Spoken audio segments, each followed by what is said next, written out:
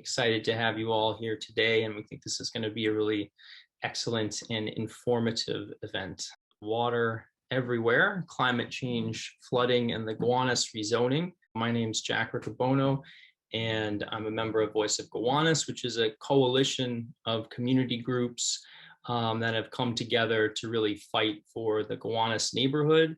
And we are involved in a wide variety of different activities, but I think the sort of core of Voice of Gowanus is really rooted in environmental justice issues, and some of our founding members were instrumental in the advocacy that led to the Gowanus being designated a Superfund site. And an important piece of history is back when that happened, our council member at the time was our current mayor, Bill de Blasio, and Mr. de Blasio did not support the designation of the Gowanus Canal as a Superfund site, partially citing his concern that it would slow down development in the area. So now we sort of flash forward 10 years, and our community is facing a massive rezoning proposal that the city is putting forward in the mayor's last few months in office. And this has been something that Mayor de Blasio has been very focused on for a very long time. Voice of Gowanus, really is rooted in community power, and that's kind of where we come from. A lot of our activists are longtime environmental activists, but activists working on a wide variety of issues, including the citywide People's Land Use Alliance, to really kind of help try to reform the whole ULURP system, which stands for Uniform Land Use Review Procedure. And that is what our community is looking at right now for this massive 80-block rezoning of Gowanus, which would bring 22 to 30-story buildings all along the Gowanus Canal and bring over 20,000 new people into this area, which is a FEMA flood zone A. So the community is facing a lot of different challenges as we think about climate change and the threat of sea level rise. And as we head into this sort of public review process, the city has just recently released something called the Draft Environmental Impact Statement. Now, this is a 1,000-page document that is prepared by consultants of the city's choosing. And in many ways, it is reverse engineered by lawyers instead of really delving into things from an engineering and scientific perspective. So I'd like to bring in our first panelist, Maureen Koetz, who has a deep background in environmental law and has done an analysis for us of this draft environmental impact statement, and has a finding about the necessity for federal agencies to be involved in the drafting and analysis of this environmental impact statement. And that's really where Voice of Gowanus's advocacy is focused right now, is really getting the word out to the community, because information is power, and we really must call on our public officials to have this environmental impact statement redone with the participation of EPA, FEMA, and the Army Corps of Engineers. So Maureen, I was hoping that you could speak to us first, just to kick the event off a little bit with the analysis that you've done, and why you feel that it's legally insufficient what the city has released, and why EPA, FEMA, and Army Corps of Engineers should be involved in further analysis and drafting. Welcome, Maureen. Thanks for joining us. Thank you. Thank you, Jack. It's very nice to be back with you. I hope everyone can hear me all right. You brought up the most important word, perhaps, and we struggle with it more in America now than we should, but justice is kind of the backbone of everything we do. And if you will, the main element in justice as we know it in this country is due process. We have got to follow due process of law. And it's been my experience now working for about a decade in New York City environmental impact analysis that the basic tenets of due process are not followed by the city. To your point, they're mostly reverse engineered documentation that starts with the conclusions the city wants and then goes back and forces the science to match up with those conclusions. The Gowanus, of course, has multiple sets of issues affecting it at the moment. It is part of a Clean Water Act administrative order on sewer backups. It is a listed impaired water under the Clean Water Act Section 303.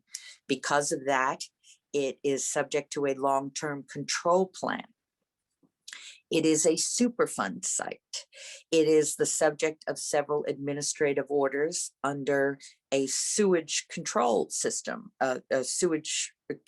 combined sewer overflow management requirement. So it's not customary to find a place with so many overlapping and unfulfilled and incomplete administrative and legal requirements for restoring air, land, and water, number one, and number two, stop damaging air, land, and water any further. So I look at New York City and environmental impacts needing federal oversight in the environmental impact statement being a little bit like Georgia needing some help with its voting. There really isn't a way to do this accurately unless and until the federal agencies that are all in charge of administering those active legal requirements are participating in this process. Now, the State Environmental Quality Review Act, some of you have heard it called SEQR, that's SEQR, not to be confused with the City Environmental Quality Review, which is also SEQR. The State Environmental Quality Review Act makes it clear that any agency that is going to execute discretionary authority over an action has got to be an involved agency. Now, the EPA, the Corps of Engineers, FEMA, they may not be the discretionary zoning agency, but they are the discretionary determinant as to whether any of the air, land, and water required to carry out this zoning can be made available, whether the sewage capacity can be made available, whether the receiving waters in the Gowanus can take the sewage that is loading up into the Red Hook and the Owl's Head sewer sheds. So it's very clear that both from a discretionary agency decision-making standpoint, and also from a cumulative impact standpoint, right? Because each of these actions is kind of cumulative and compounding on each other. Whether you have a lot of combined sewer overflow is interactive with what happens with flooding. Whether you have a Superfund site is interactive with the combined sewer overflows. Whether you have combined sewer overflows is interactive with whether you have sewer backups. And so there's a Venn diagram here that has multiple circles and they all overlap pretty heavily. So we've gone forward to the EPA, the Voice of Gowanus team, based on some of the analysis we've been doing. And we've actually asked EPA to come in and investigate and actually take a look at what is going on here, because there's a lot of very questionable actions. The carve out of the Citizens MGP site as a brownfield, when we know that two other absolutely similar MGP sites are not brownfields, nor are they likely to be eligible. Another important element here is that when you have large amounts of residual toxicity that is permeated into soil and groundwater, and then that is leaking out into a water body like the Gowanus, which is a water of the United States, that is a discharge under the Rivers and Harbors Act. So it's not clear the extent to which EPA is coordinating with the Army Corps of Engineers. It's not clear whether the state and the city are coordinating with the Army Corps of Engineers, which is the managing authority for discharges under the Rivers and Harbors Act, and whether a brownfield that is actively discharging into water and sediment of a water of the United States can remain a brownfield, whether that, and we all know there's also an intimidation factor going on here, where personnel at EPA are kind of carried behind woodsheds every once in a while, it seems, when they perhaps say something a little too truthful, and the state and the city personnel don't like it. So a couple of things where Voice of Gowanus is doing a great job of actively getting EPA to investigate this. We're going to also see about whether any entities in the state should also be investigating this. At the same time, we're trying to bring proper due process to the environmental impact analysis activity that's already going on. I think your lawsuit in the ULURP side of things is going to help that, because we can't have a hearing on the EIS either, for the same reasons there would not be proper due process in the ULURP. Yeah, I mean, so people can understand and zoom out a little bit. Right now there's a draft environmental impact statement that the city has released, and I think one important thing to remember is that the city right now is releasing 360 million gallons of raw sewage and overflow into the canal every year. So the city is functionally, one of the largest, basically the largest ongoing polluter of our canal. And the hydrology issues in Gowanus are so complex, and our members called for a hydrology study and had local officials write a letter to have these issues studied years and years ago. And as far as we know, that study was not properly carried out. So right now we're kind of at this precipice. And I think the thing about the fact that the city is the largest polluter and is also not following the federal orders that have come down, it sort of makes them on both sides of this issue. The city is on the one hand pushing this massive rezoning to bring in all this development, but on the other side, they have not been compliant or have been addressing, the decades of environmental abuse that have gone on in our community. So, that's part of why we wanted to sort of widen out this discussion today and really focus on climate change, which of course is an issue that's very present for people right now. And of course, the issues of flooding specifically and how that could impact our area, and to understand that better so that we can understand the right questions to even be asking our public officials and demanding that they analyze it properly before moving forward with this massive rezoning. So that's right. And I'll just close real quick with one thought, that this idea, the city has a conflict of interest. You can't be the proponent in the zoning action when you're the respondent in multiple enforcement actions. You're in active enforcement actions, open enforcement actions. So that's why we need these other neutral entities to be in there, sort of mediating the whole construct as well. But there's also a pattern to the city's behavior, and it's time to break the pattern. And Gowanus is the place to do it in some respects, because the city failing to do cumulative impacts, failing to involve proper agencies, failing to admit the levels of non-compliance, and actively using zoning to interfere with getting to compliance. EPA is in charge of compliance assurance, and the city seems to be in charge of compliance interference.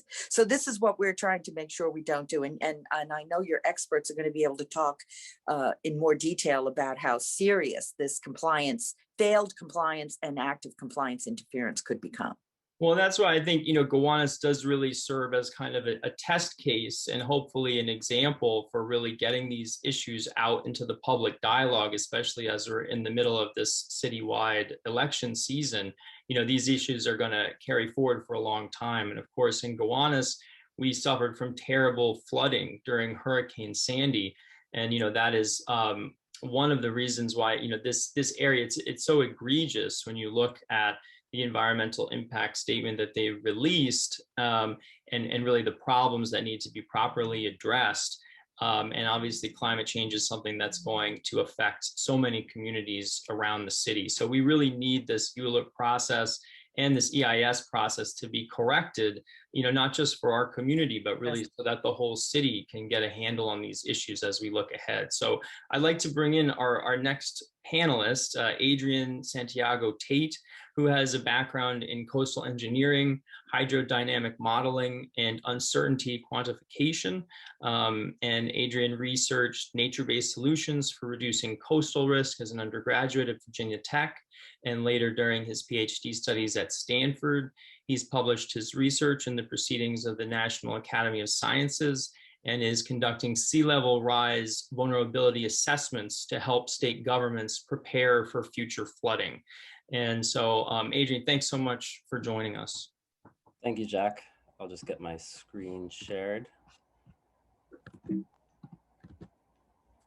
Okay, hope everybody can see that. Good evening, everyone. Thank you for joining us today at this town hall. My name is Adrian Santiago Tate, and I'm the CEO and co-founder of High Tide Intelligence. And I'm here today along with my colleagues DJ Rasmussen and Noah Dewar to shed some scientific light on the issues we've identified surrounding the Gowanus rezoning plan. And before diving into the Gowanus, I want to take a step back and start by sharing a story. And in fact, this is the oldest story that's ever been told. We know that sea level has risen and dropped over geologic time as a result of the Earth's climate. And 7,000 years ago, there was a significant increase in sea level that is documented by the geologic record, and that's shown here on the right. And interestingly, for 7,000 years, Indigenous people in Australia have been talking about this and passing on the story from generation to generation. And 7,000 years ago, these people in Australia quickly lost their land to the sea. They blamed the gods of the sea, one of which is depicted on this image here on the left. And it's baffling to anthropologists that an oral tradition could survive so long. And to me, this is the best example of how impactful sea level rise can be on human society. And that brings us to the present day. The majority of scientific models that have attempted to predict sea level rise have assumed that Antarctica behaves like a giant ice cube that melts from the outside in. The reality is more complex. A few years ago, my research colleague at Stanford, Cooper Ellsworth, put together this image, which shows that Antarctica is actually flowing into the ocean. There are giant rivers of ice that are flowing through the ice. And scientists are still studying the underlying physical processes here and debating them. It's really our lack of understanding here that makes it so difficult for scientists to predict sea level rise with any kind of certainty. And the way that Antarctica behaves over the coming decades is so unpredictable that the difference in sea level rise could be several feet. And this has huge implications for flood risk. And let's look at how sea level rise could impact our country. So according to a study by Zillow and Climate Central, using conservative estimates for sea level rise in 2050, there could be $210 billion worth of real estate at risk, residential real estate, 13 million people at risk from being relocated, and 386,000 homes at risk of chronic flooding. And High Tide is working to address this issue by providing local governments and government agencies with the data, analysis, and tools they need to plan and prepare for sea level rise. And now this brings us to the Gowanus Canal. The Voice of Gowanus reached out to me to see if I could help shed some scientific light on how flood risk could be a factor in the rezoning. And the issues in Gowanus are frankly more complicated than the economic and socioeconomic impact modeling that we typically do, which is why I've brought in more experts, DJ and Noah. And as you can see from this map here, the red line shows the extent of the rezoning. The blue shows the extent of Superstorm Sandy's flooding.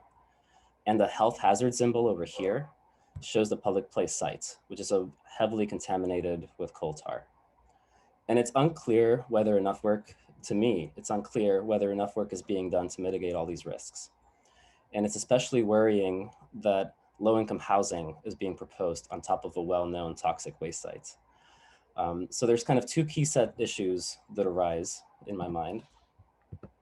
The first set of issues, or questions rather, are related to flood risk. First, we know that sea level rise will increase the frequency of storms like Superstorm Sandy. And we know that Sandy impacted the Gowanus area. So how many storms like Sandy can we expect over the coming decades? Second, the sewer infrastructure in New York, in Gowanus Canal, experiences CSOs during heavy rain. And this is a video from the community showing the so-called punami. So I'll play this. Here we have a CSO, a bunch of raw sewer just flowing down the Gowanus Canal. Ew. Ew. Who wants to surf that wave of garbage?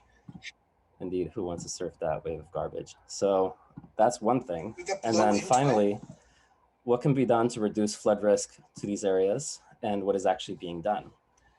And the second set of questions is related specifically to the contamination at public place sites. A big part of the rezoning involves allowing development on a well-known coal tar Superfund site. The image here shows that one of the barges that was removing 750 tons of the black mayonnaise sunk. And the title of the article really says it all: barge full of Gowanus sludge sinks into Gowanus sludge. So how safe is it for people to live on top of a contaminated Superfund site at public place? Will rising sea levels impact the spread of contamination beyond public place? And what can be done to reduce this risk, and what's actually being done? So with that being said, to help address these questions, we've brought in these expert scientists to dive deeper and to raise further questions that should be addressed by government before moving forward with any kind of rezoning and development. So Noah Dewar is a fellow Stanford geophysicist with expertise in hydrogeophysics, who will be discussing the issues relating to the coal tar contamination. And DJ Rasmussen is a Princeton sea level rise expert, and he'll be discussing issues relating to flood risk. So I want to thank DJ and Noah for taking the time to be here with us today. And thank you all for your attention. I hope that our contribution to this important discussion is helpful to the Gowanus community and serves to protect its people. And if you'd like to get in touch with me, here's my email. And DJ, the floor is yours. Thank you. Thank you, Adrian. And thank you again, Jack and the Voice of Gowanus, for having me speak with you today or this evening. I'll just show a few slides about my work on sea level rise and coastal flooding. Let me just start the slideshow here. So again, my name is DJ Rasmussen. I'm a researcher at Princeton University. My research is heavily focused on coastal flooding and sea level rise, as well as the politics of large coastal flood infrastructure projects that are intended to reduce the effects of severe storms like Hurricane Sandy. So unless you've been sort of living in Iraq for a while, you probably heard that local mean sea levels are rising. This is observed annual average sea level data from the Battery in Lower Manhattan, where sea level has risen about a foot since about 1900. And sort of the rates and directions of sea level change vary around the globe due to various factors, some of which include local land subsidence, local ocean dynamics, as well as gravitational and rotational dynamics associated with the redistribution of water on the Earth. And not only are sea levels rising, the rates of rise are accelerating, as shown here by this analysis. And so the natural question is, what's going to happen in the future? And future projections of sea level rise are inherently uncertain, in large part because we don't completely know how the various components of sea level rise will respond to warming. So as Adrian alluded to, how much of ice sheets like Antarctica will melt over time and how quickly. And for future projections of sea level rise in New York City, sort of the go-to source is the New York City Panel on Climate Change, which is an independent advisory body for city policymakers. The New York City Panel on Climate Change, or NPCC, as it's more commonly called, essentially synthesizes the existing climate science research and serves as an authoritative source of climate change projections for the New York City area. And although it's about 8.5 years ago now, many of you listening probably have some memories, albeit faded memories, of Hurricane Sandy in terms of what that flood looked like in your neighborhood. And this is a map that Adrian showed earlier, which is essentially the flood extent of Hurricane Sandy, sort of overlaid with the rezoning area of interest. And so to a first order, changes in the mean sea level will increase the frequency of coastal floods like Hurricane Sandy, simply by raising the baseline from which these floods occur. So you can think of Hurricane Sandy as roughly a storm that has a 0.2% chance of happening in any given year. This is sometimes called the 500-year flood event. And looking forward into the future, using projections from the NPCC, if you consider a middle high estimate of sea level rise of about 1.75 feet, the event of Hurricane Sandy goes from a storm that has a probability of 0.2% in any given year of happening to about 0.5%. So it more than doubles in the frequency. And of course, so lower end estimate is about 0.35% probability per year if you consider sort of a lower middle estimate of sea level rise. And sea level rise will not only increase the frequency of flood events, it would also increase the sort of extent of the floodplain and also cause the current floodplain to experience floods that are deeper. So on the left is the same image I just showed previously, and then on the right is the same map overlaid with a Hurricane Sandy event occurring in 2050. And I'll note that these maps are conservative and that they do not account for current or future protection measures, and they do not account for rainfall runoff or the impact of waves. And so this is just showing what things will potentially look like in 2050, about 30 years from now. But importantly, sea level rise does not stop in 2050, continues on to the future. And most notably, the rate of sea level rise is anticipated to increase over time, as shown here from this image from the NPCC's latest report. So there have been various solutions proposed to deal with the flood problem, both in Gowanus and in the sort of broader New York City metropolitan area. This is a particular solution that was proposed about 5 years ago. There was a report put out by the city that looked at building a number of options to protect the area from flooding. This particular example consists of an in-water barrier, something that would look like the image on the lower left-hand side, as well as a sort of a tie-in to a flood wall that would run along Hamilton Avenue. This was just one concept that was explored in this report. And this entire project was folded more recently into the New York, New Jersey Harbor and Tributaries Coastal Risk Management study by the Army Corps of Engineers, sometimes called the HATS study. And as of last month, it was updated on the website that this study was not included in the current year of federal funding, and therefore remains to be seen if it will continue into the future. It was originally defunded in February of last year and had the chance to be funded again in 2021, but was not. So it remains to be seen whether or not this report will be continued into the future, which has implications for the Gowanus area. And as part of my research at Princeton, I focus on sort of why big projects like the HATS project sort of progress forward and why some projects that are similar do not. And looking at the New York City area, these similar projects to the HATS project have failed throughout the years, beginning in the early to mid 1960s with a proposed barrier across Jamaica Bay following Hurricane Donna. So flood protection failures are not a recent problem. They've been going on for many, many years. And this is part of my research at Princeton, as I mentioned. And essentially, colleagues and I came up with 4 predominant factors that sort of impact when these projects get built and when they don't.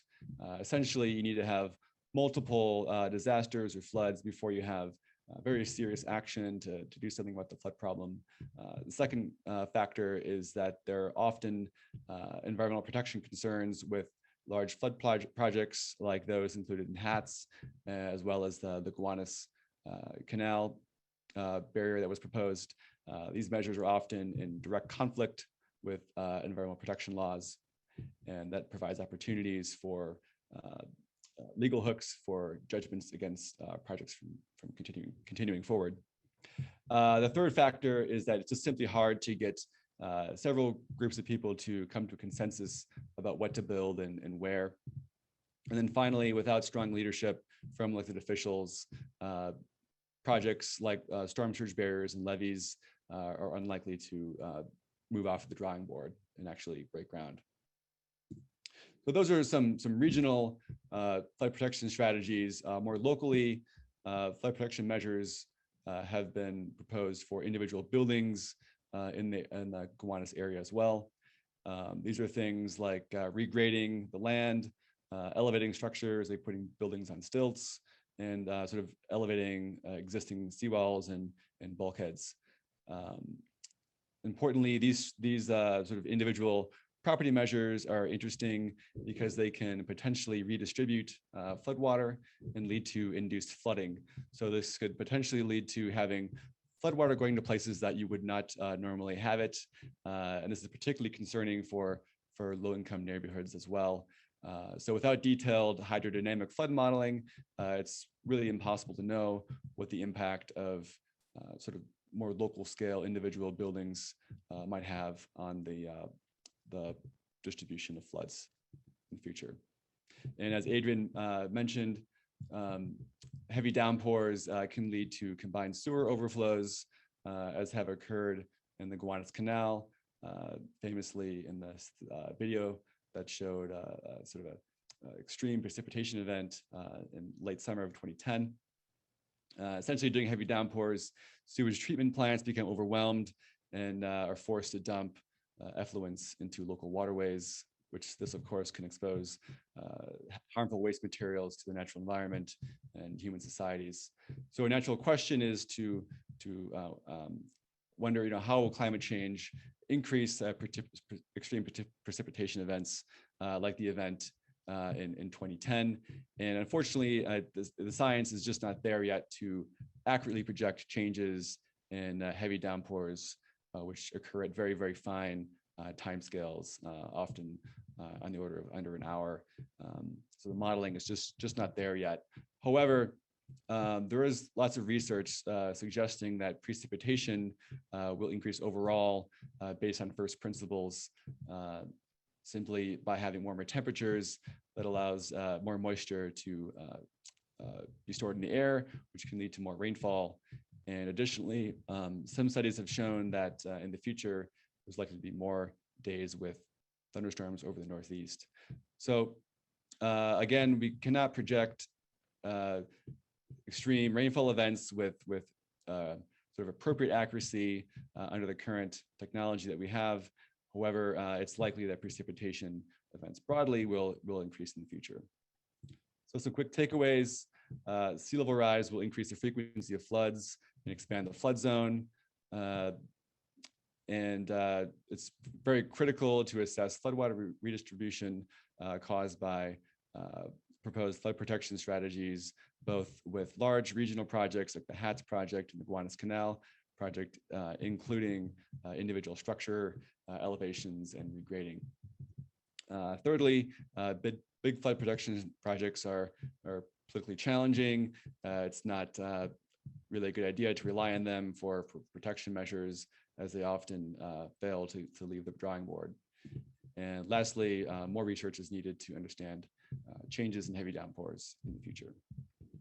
So that's all I have for that aspect. Happy to take questions during the panel discussion, but I think I'll turn it over now to Noah to talk about groundwater. Yeah, thanks for having me on here. Let me just share my slides.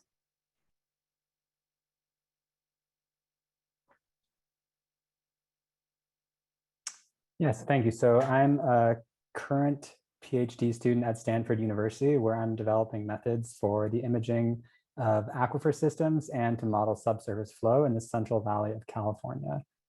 I'm also the CEO and founder of Dewar.ai, which is a hydrogeophysics and machine learning consulting startup.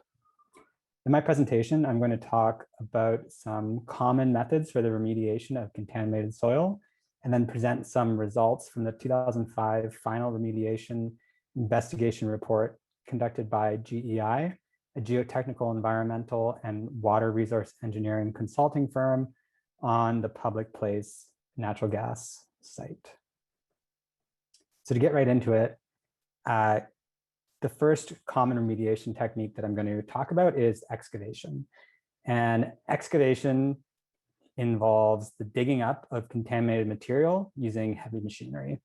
This is the most common and the most simplest sort of method to use. You just have to know where the contaminated material is, and you dig it up and you move it off-site, and then replace the removed soil with clean soil or fill or whatever you're going to replace it with.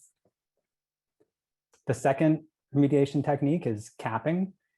Capping is a process where an impermeable cap of different materials, including clays or concrete or other combinations of materials, are placed on top of the contaminated soils. And this is to prevent water from going through the ground into this where the contaminants are in the subsurface and continuing to move them around. Capping is often used in combination with gas collection systems because you're not actually removing the contaminated soils, you're just keeping them in place. And so you need, depending on the type of cap you use, you need gas collection systems if there's off-gassing of the contaminants. And you also need subsurface barriers to flow so that you don't have groundwater coming in from some other direction, from somewhere that's not underneath the cap, and then moving contaminants out from underneath the cap. For capping to be successful, you need, again, to know where the contaminants are, because if the cap is not properly covering them, if you haven't properly contained the contaminants, then they can still spread and off-gas and get into other soils. Pump and treat, or dump, is the next method I'll talk about. And this consists of using wells to pump contaminated water or other liquids out of the subsurface. Contaminated water removed in this manner is normally treated and then returned to the subsurface. Other contaminated liquids, like coal tar, are removed off-site for additional treatment and disposal. The last method I'm going to talk about is the method that when I learned about it was sort of the most surprising, and it's called managed natural attenuation. MNA, or managed natural attenuation, involves building monitoring wells within which the concentrations of subsurface contaminants can be monitored. But then the other action taken is just to wait for the contaminants to naturally decay and be spread out enough for the concentrations to fall below the acceptable limits, allowing the site to be considered remediated. It's the cheapest method, and essentially it just is build wells and then watch and wait. At the public place site on Gowanus Canal, to my understanding, a combination of excavation, capping, and pump and dump are the remediation techniques that will or are going to be used to remediate the site. So this is a figure just showing the public place site. And to get ourselves oriented, here is 5th Street and Smith Street.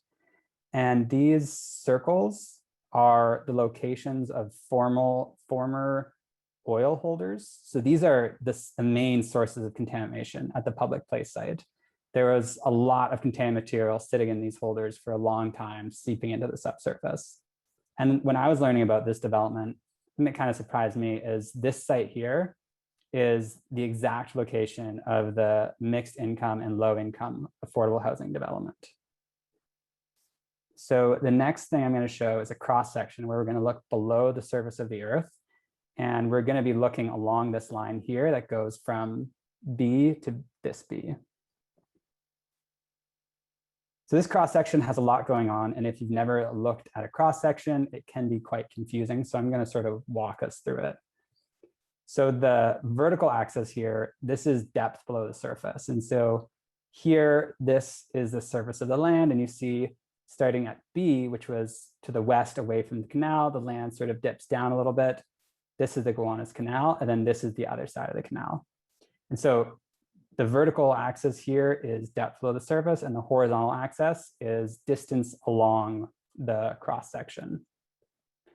The different patterns and colors are indicating the different sediments. The patterns are indicating the sediments that were observed when these wells were being drilled.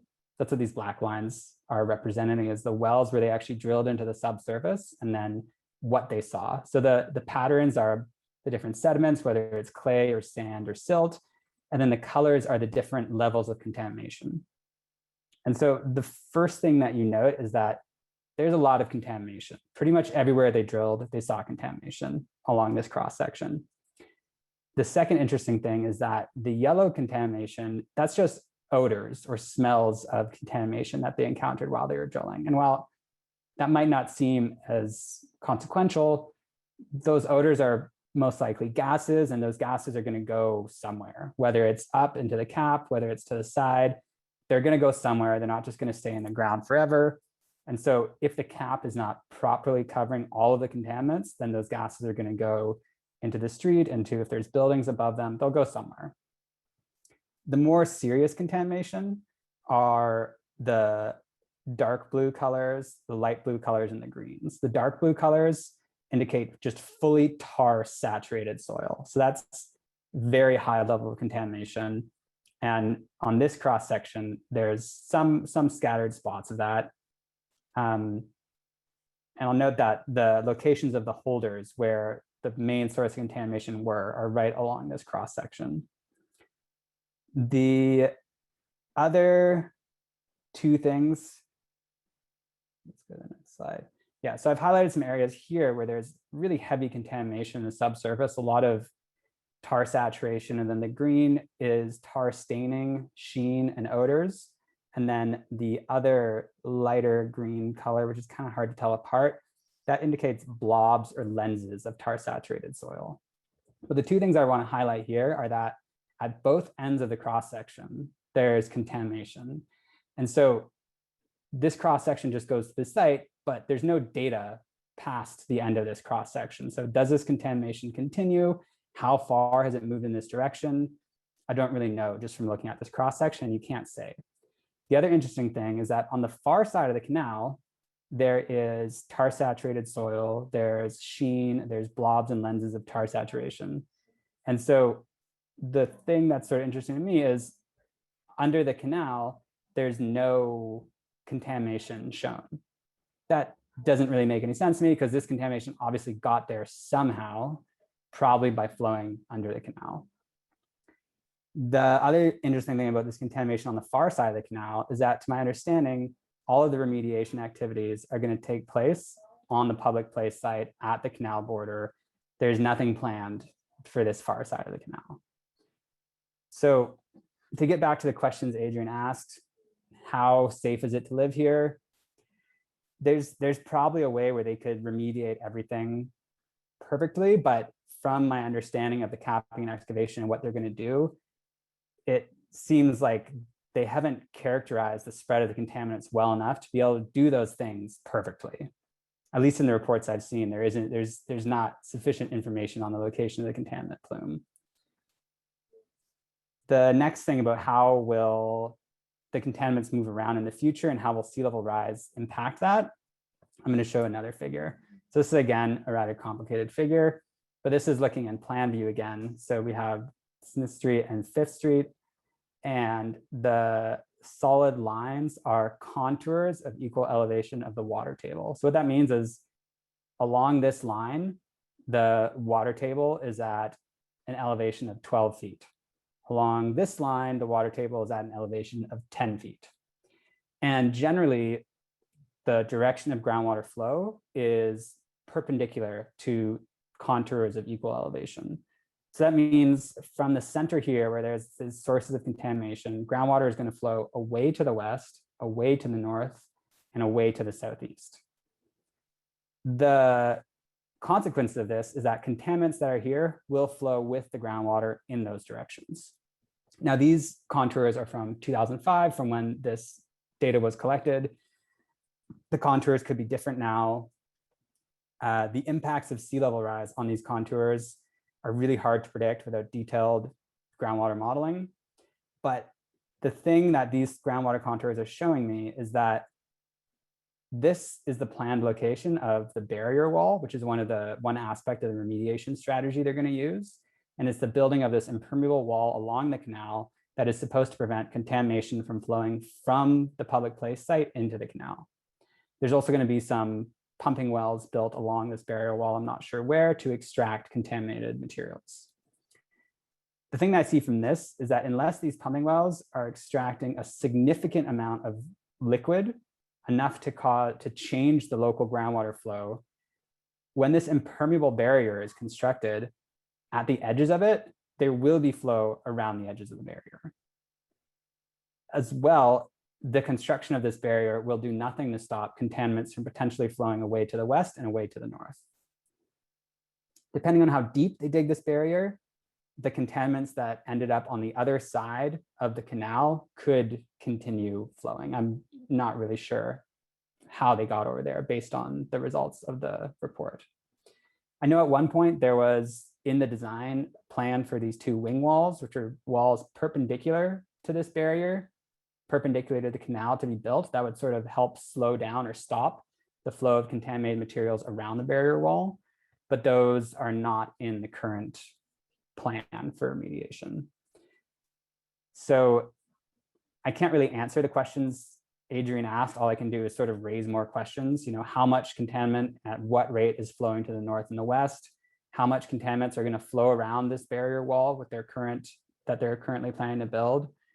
How will these contours, this groundwater flow be affected by all the construction and by sea level rise? It's really a complicated picture in the subsurface, and without detailed groundwater modeling, I can't say. But I can say that with this simple barrier wall, that I don't think this will stop contaminants from flowing around it or to the north and to the west. So with that said, here are the references for all the data and the figures I've shown. Thank you for having me on here. Here is a link to my website and my email if you have any questions, and I'm looking forward to the conversation we're going to have. Let's stop sharing now. Thanks a lot, Noah, DJ, and Adrian. That was really informative. I just, while Noah's presentation is still fresh, I just wanted to try to follow up on something at the public place site. I'm wondering, with that cross section that you were looking at, do you know if any of the contamination is, the really kind of troubling contamination is deeper than at a 22-foot level? Is that something that you can tell from that image you were looking at? Yeah, I can show you exactly where on that image. So here, let me just share my the cross section again. So 22 feet is about this is around 30 feet. So 22 feet, it extends down somewhere around here. So you see there's tar saturation here at a depth of about, 30 to 40 feet, here at, 40 to 50 feet. Here there's some at 70 feet. There's, some all the way down here at 140 feet. It's really deep in some places and quite laterally extensive. So, removing the top 22 feet, there's probably some really bad contamination they did remove, but there's definitely, in some places 100 feet more of stuff in the subsurface that could be contaminated. And this is also just at the locations where they drilled wells. While the data at the wells is connected along this cross section, it's really just a best guess what's going on between the wells. And that's indicated where they showed that like a jagged end to a barrier, to a boundary, like these sorts of things. That means it's an approximate location. So it's just a guess, really. And yeah, the reason why I ask about the 22 feet is because, that is, as far as we know, the max depth that they're currently planning to remove. So there's quite a lot of toxic material that exists much deeper than that. I'm also, curious to just understand a little bit about what you said about the flow of contamination at the site. So I know, this is one of those things where climate change and sea level rise, these sort of overlapping issues. So it looks like that contamination could be spreading out in the neighborhood. I mean, the fact that it went underneath the canal and you can see it on the other side. Is it clear to you that they know even how far the contamination has spread? And of course, this was 2005, so we're quite a long ways away from when this study was done. But even at that time, is it clear where the ends of the contamination exist? So there's another figure that I had somewhere, but there was a handful of wells. Okay, here it is. Let me share this one real quick. This is also from the 2005 report.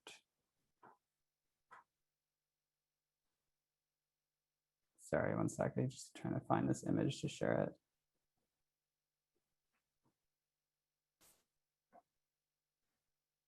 It's just an image showing where they've drilled and where they detected contaminants and where they didn't. And yeah, here we go.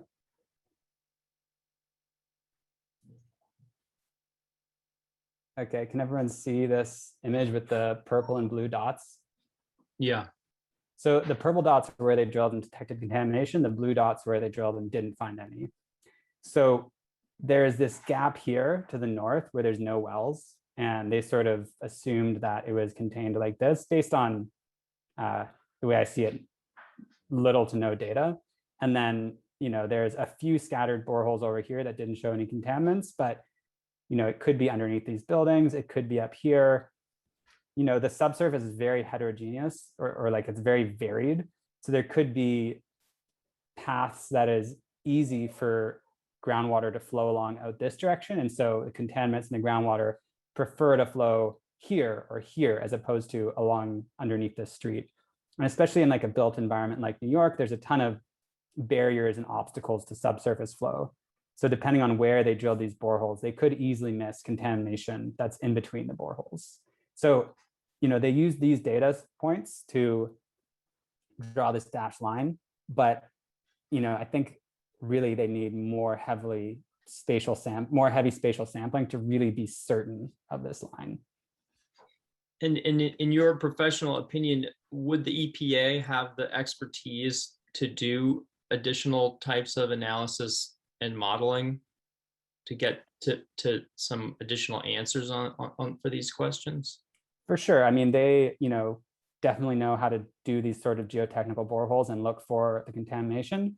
But depending on the type of contamination, you can also detect it using geophysics. So rather than drilling a few wells and sort of using those wells to guess what's in between them, you can actually collect two-dimensional data where you're sort of imaging the subsurface of the earth and you can see exactly where everything is.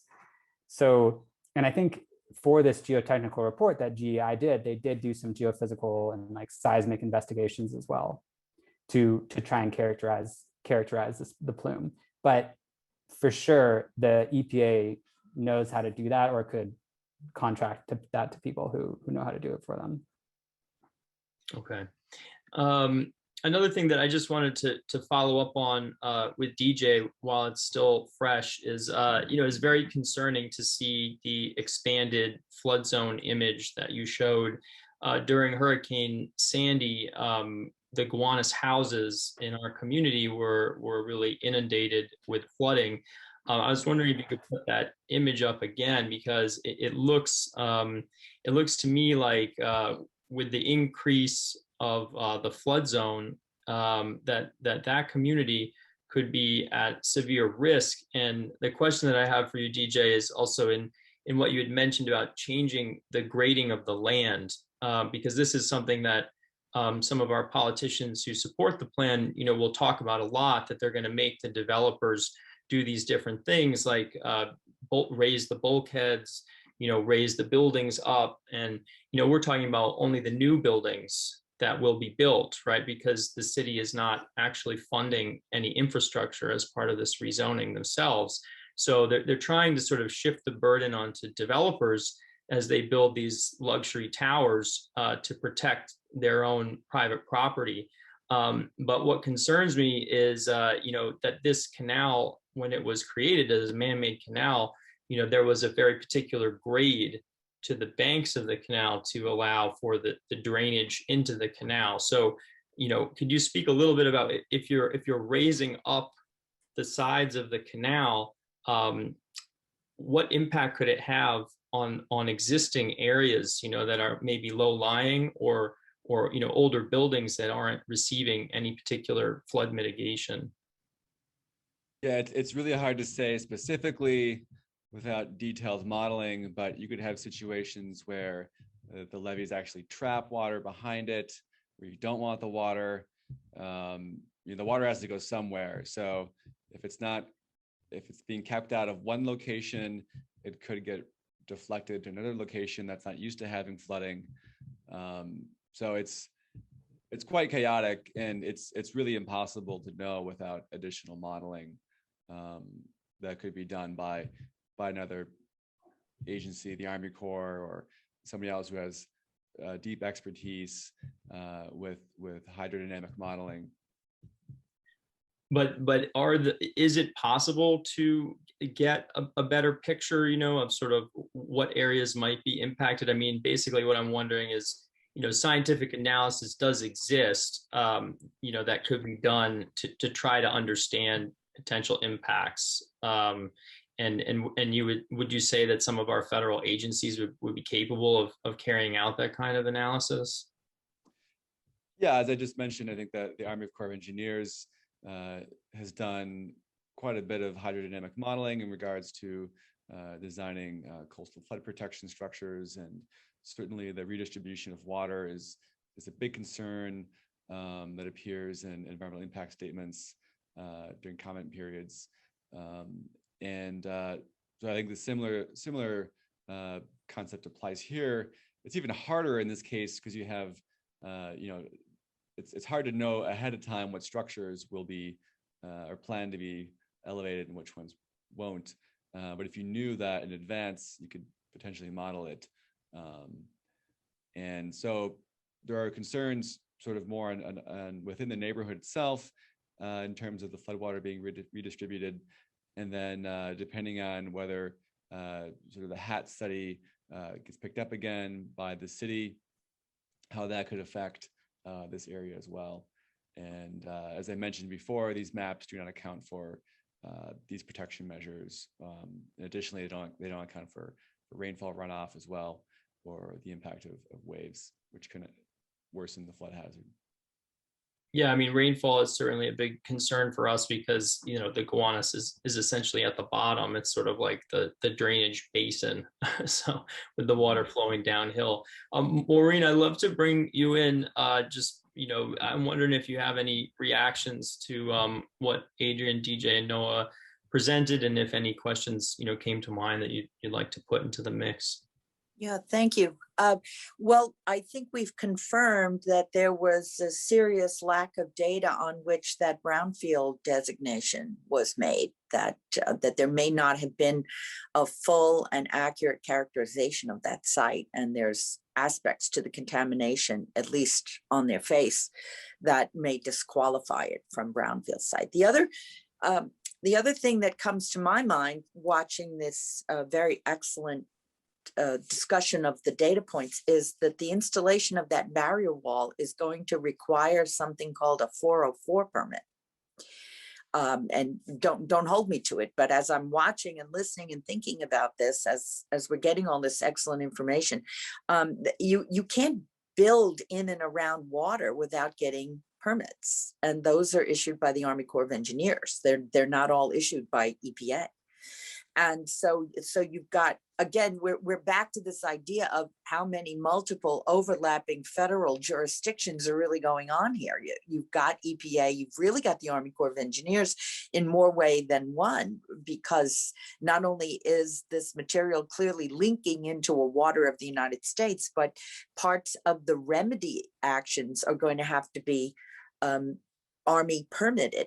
And we tried to bring this up with EPA, and we got a little bit of a stymied answer. It got a little deer in the headlights there, because there are rules that say if you are doing a Superfund cleanup, you can be considered part of an EPA nationwide permit. They call it a number 38, where you don't have to duplicate the procedural activities. If you're doing it according to EPA's rules, you're deemed to be meeting what the Army Corps of Engineers would otherwise require you to do. So you kind of get a dual allowance there, these nationwide permits.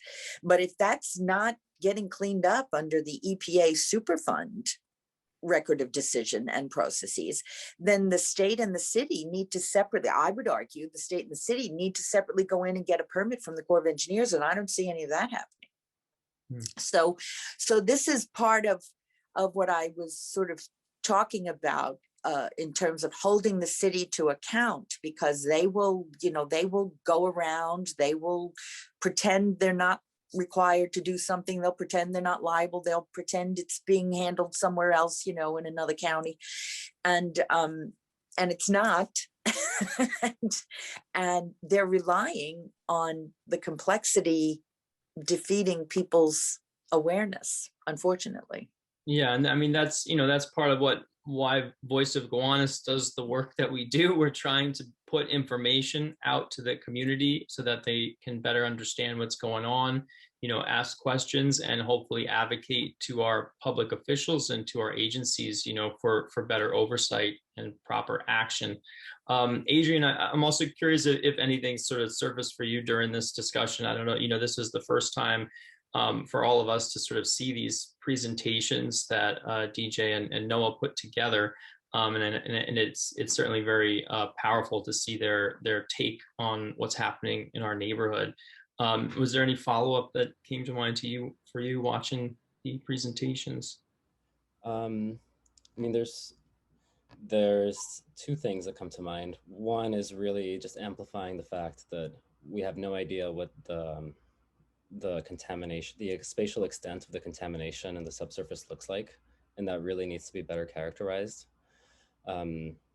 And from conversations, kind of secret conversations that I've had with scientists that have been told to basically shut up about the work they're doing on the Gowanus, it seems that remediation measures are proposed and they start planning them, and then at some point they're kind of, swept under the rug and forgotten, and then they move forward anyway. So it's just kind of worrying for me to see how the process has unfolded over time. And then more on the flood risk front, DJ alluded to this. A lot of times when you build these levees to keep water out, there will eventually be some kind of big storm event where the water overtops the levee, and now the levee is holding that water in. So, I guess more careful planning and deeper investigations really need to happen before some solid plan is executed on here. So I guess that's what I wanted to kind of amplify mostly. All right. I'd like to bring in a fellow Voice of Gowanus colleague, Miranda Sealiff, who's been receiving questions for our audience. If you have a question, please send it in the chat or email info@voiceofgowanus.org. Miranda, please let us know what we've received, and let's see what we can answer for our audience. Sure. Thanks so much to you all. So there were some questions about the migration of coal tar, but I feel like your last point, Adrian, about the spatial extent of the contamination being unknown, that's such a factor here. So I'm going to go to a couple other questions we have further down. In planning for greater flood events, like spilling across the levees that you mentioned, are there potential uses of the land surrounding the canal that could help mitigate the effects of climate change?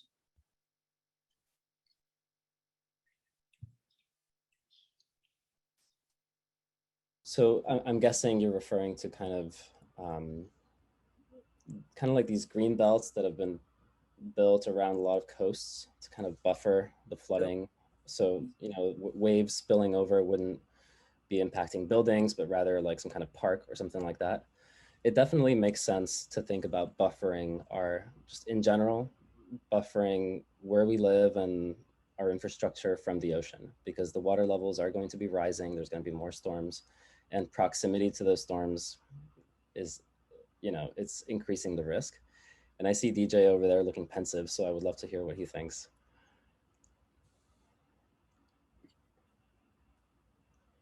Yeah, it's hard to give a specific recommendation, but if you can think of, there's many different climate impacts you could consider in large mega cities like the New York City metropolitan area. A big thing that comes to mind is the urban heat island effect.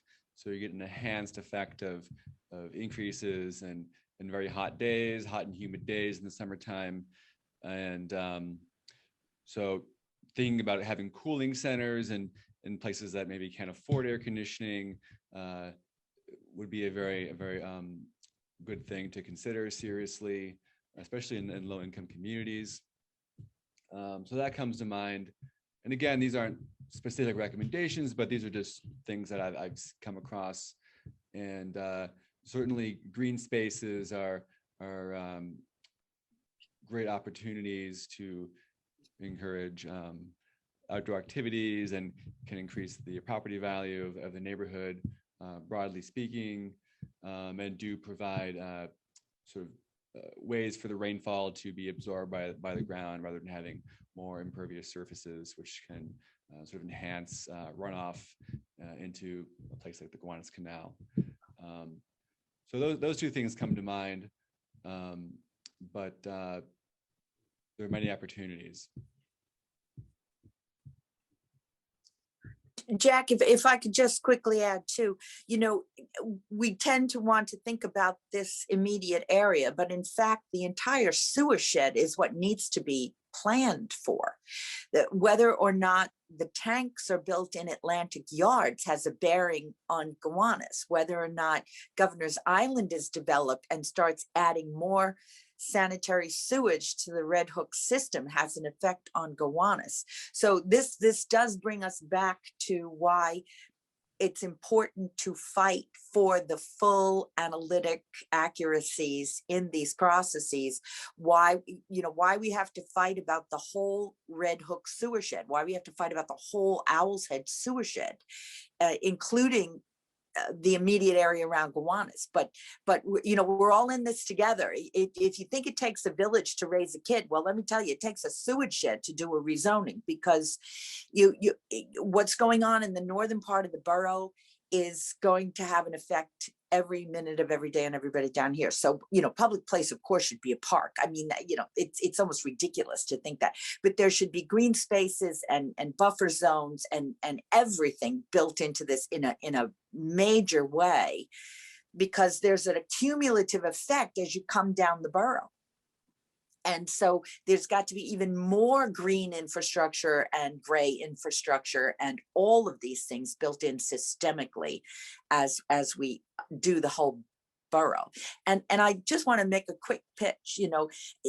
I invite everybody to consider that the majority leader of the United States Senate has 2 festering Superfund sites in his hometown. Think about that for a minute. A man who presided over 2 festering Superfund sites was president of the borough of Brooklyn, and he thinks he wants to be your mayor. So it's okay to take these situations as examples of failed leadership and start to put pressure on people to show up and start leading the way on these things. And it's a borough-wide issue. Yeah, and I think that's really important because, part of what we're trying to do here today is really raise the community's awareness so that people activate. It is possible to comment on the draft environmental impact statement that the city has already put out. And really, any comment is going to be part of the record, and they are supposed to respond to that. So any questions, any areas of concern, we encourage all of our fellow New Yorkers and citizens to participate in this process and leave comments. But I also want to just remind everyone that this 1,000-page environmental impact statement is also used as a distraction, so that the community gets bogged down. We're only given 60 days to review this 1,000-page document. they don't go around with a roadshow trying to explain it, right? We had to put this panel together to try to dig into some of these details. They don't really want the community to know what's in there. And so the other thing is that we really have to train our power, our community power. And that's why we're in an election year. We have representatives who are supposed to be accountable to the community. And so please, raise your voices. You can join us at voiceofgowanus.org. Support us if you appreciate this work. But also, whatever manner you feel comfortable with, sending emails, calling your local officials, we really need civic engagement. And I wanted to just mention that there was a article recently in Nature Communications about a study that was done that actually linked a lower life expectancy in the United States due to living in proximity to Superfund sites.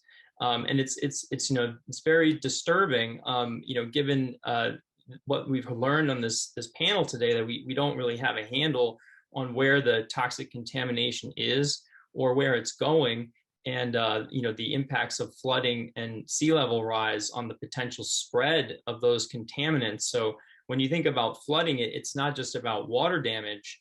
It's about black mayonnaise getting spewed, all across our neighborhood for current and future residents. And then you think about bringing 20,000 plus new people right on top of a Superfund area. It's very disturbing.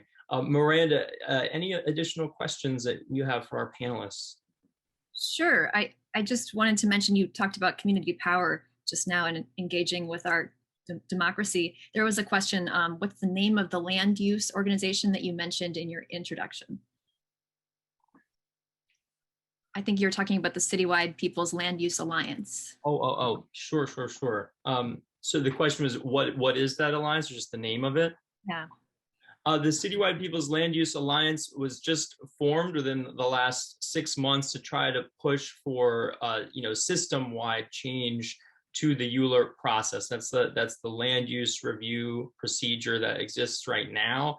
And this is a group of organizations all across the city, from Inwood to Crown Heights to Flushing to Long Island City to Chinatown, groups from all over that have banded together to really try to change this system, because community power is really put at the bottom. And what a lot of people don't realize is when this ULURP process begins, when the city certifies a proposal, that means that the details are largely baked. And the community in participating in this process, coming to hearings, giving testimony, all of that is advisory and can be discarded by our city council and our mayor if they want to push a proposal through. So a lot of what happens in building the contours of a proposal like this happens before it even enters the land use process. And I think we can share the website for the group in the chat, but this is a citywide group to try to really band communities together to try to push for systemic change in this area, because New York City really needs it. Miranda, any other questions for our panelists? We're gonna wrap it up here in a minute, guys, but sure. Just one more maybe. Maybe this is for Maureen. But why can't the EPA take that lead coordinating role you mentioned? Why do they seem to want to defer to the city? Well, EPA is like any other poor set of bureaucrats. They don't want to get in the line of fire a lot of times. They'll take the paths of least resistance, like most humans who are subject to inertia will do. I don't think, let's face it, there's a lot of powerful real estate with a lot of money and a lot of people they give a lot of money to. And those people don't necessarily want to be the ones getting federal agencies involved in things. That's pretty standard fare. It's not anything new. It took a long time to get the Department of Justice into the burning Mississippi world and a few other places. So it took a long time for us to even get the Superfund law in 1980. Remember, the Corps of Engineers was supposed to be dredging the black mayonnaise in the 1970s. and they didn't get around to doing it. And then EPA and Superfund law came around in the 1980s. But I will tell you this, that the quickest way to get the attention of the powers that be in New York is to cut off their sewage, because that's exactly what 2 New Jersey congressmen tried to do in 1984. They put an amendment into the Clean Water Act reauthorization that said New York City raw sewage is capped. And between 1984 and 1986, New York City found a way to get Red Hook finished and get the North River plant finished and get their raw sewage under control. Because, and Alphonse D'Amato and Daniel Patrick Moynihan did not get involved in the Clean Water Act reauthorization because you and I called them. They did that because Wall Street stood up on its hind legs and screamed blue murder, that they were going to lose their capacity to disgorge sewage. So anybody thinks that land use planning does not also include water use planning and air use planning in very particular ways, because the water and the air belong to the public. Sometimes the land doesn't. So I can only tell you that those federal agencies respond to the pressures that they are given one way or the other. So if the wrong people are pushing on them, then the right people like you all have to push back. And there's an old saying, when I feel the heat, I see the light. Yeah, and I mean, that's part of what we really want to try to focus people's attention on today, because we have some very skilled politicians who can give some very good soundbite answers on some of these topics, and they are very complicated issues. But we really, if you leave anything, from tonight, a takeaway is to really push for EPA, FEMA, and Army Corps of Engineers to be involved agencies and to demand that this environmental impact review be redone with those agencies fully involved. We need to talk to our council members, our state assembly members, our state senators, our US representatives, and most especially at our federal level, our US representatives and our US senators, and really push them, because they are the ones with oversight over those federal agencies and can really come in and try to encourage the level of environmental analysis that should be required. It's actually legally required, but as a community, we have to fight for it, unfortunately. Miranda, I think we have time for 1 or 2 more questions. I heard from Debbie that we got quite a few in, and obviously we have a good number of people still here. So if our panelists will hang on for another few minutes, we'd love to answer as many questions as possible.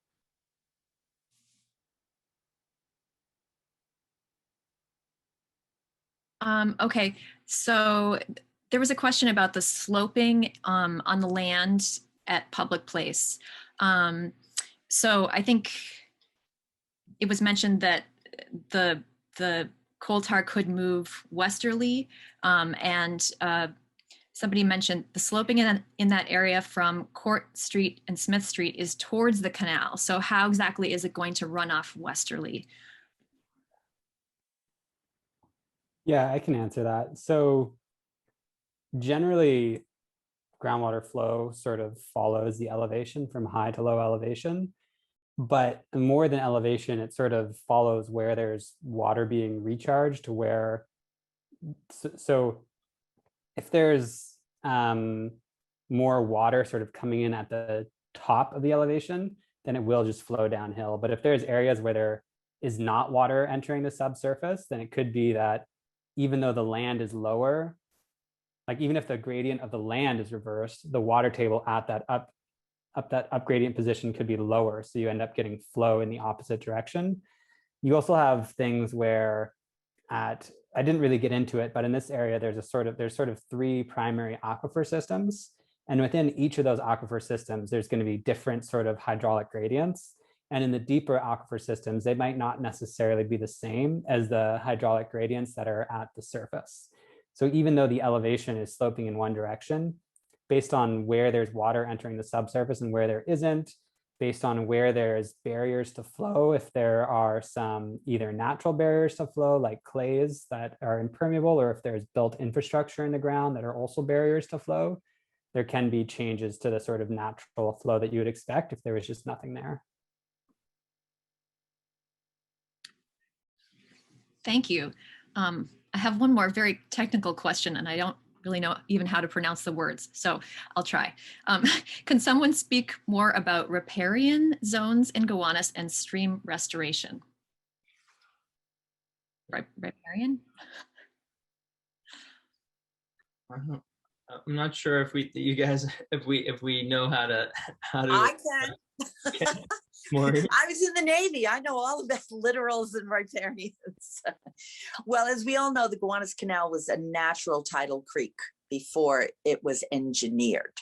And I don't think there are a lot of plans to restore the natural creek flows or turn this into what should be a wetland as it once was. Wetlands themselves are designed naturally to be barriers, water absorbers. I mean, there's all kinds of features to wetlands that work in coastal areas and help manage damage and force absorption and all the things that go on. And because Air Force bases are built on coastlines and have a lot of these, that's why I'm a little bit familiar with this kind of thing. I'm not sure how much of the Gowanus Canal can be turned back into those kinds of natural riparian conditions, simply because of the contamination. You know, all the things we've talked about, barrier walls, levees, and those sorts of things are not necessarily needed for the water anymore. They're needed for the contamination in the soil. So there is a limited amount of what I think the question is getting at. There's a limited capacity for natural restoration. That would be part of actually the natural attenuation things we heard about before, is to just leave the coastline to go back to just grow back to what it once was and remove some of the physical gray infrastructure that's in there.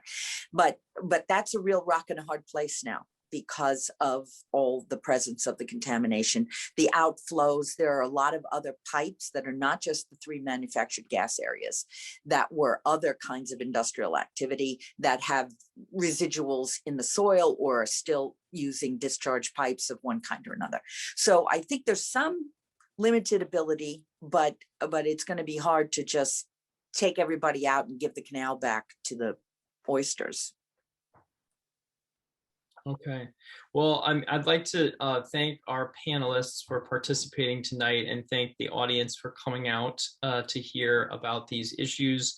Again, this is hosted by Voice of Gowanus, and we really, we're an all volunteer coalition, and we really support, we really appreciate the support of the community. So please, if you're not already on our email list, go to voiceofgowanus.org. join our newsletter, and if you can, donate to support our efforts. We'll be out on Saturday afternoon doing a little bit of voter education and registration with the good people at Gowanus Dredgers.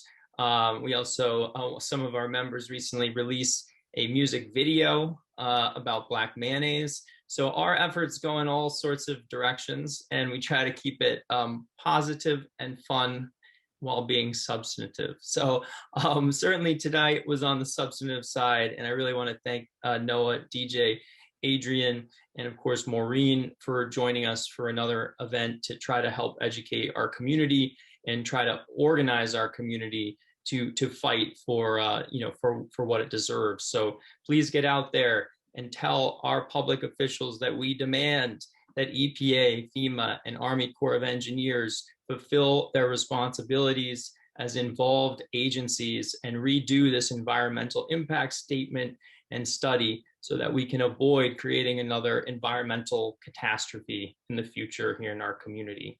Thank you all, and until next time, good night.